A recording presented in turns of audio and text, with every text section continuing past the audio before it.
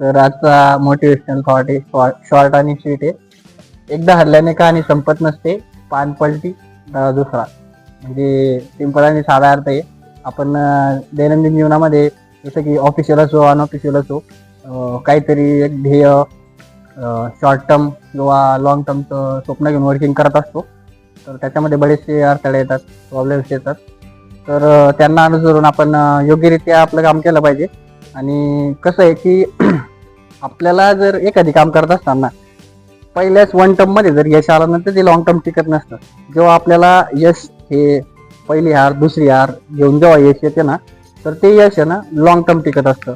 जसं की आता जिवंत उदाहरण घ्यायचं म्हणलं आपल्या महाराष्ट्रातलं, तर एक ते हॉटेल भाग्यश्रीवाला आणि दुसरा एक हॉटेल किरणवाला. हॉटेल भाग्यश्रीवाला त्याचं काम करत होता बरोबर. तर काहीतरी समाजकंटक त्याच्या हॉटेलवरती दगडफेक हे कर तोडफोड असं तसं करून त्याला विरोध करण्याचा प्रयत्न करत होते, जो की तो कोणाच्याच विरोधात नव्हता, त्याचं काम करत होता.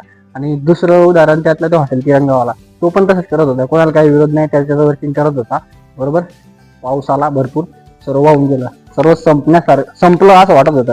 पण तरी त्यांनी न डगमगता परत साम्राज्य निर्माण केलं. त्याचं वर्किंग परत काय झाला. म्हणून आयुष्यामध्ये कधी लक्षात ठेवायचं, हारलो म्हणजे असं समजायचं नाही की आपण संपलो. पुन्हा एकदा धडाडीनं पानपट्टी धडा दुसरा करायचा. थँक्यू.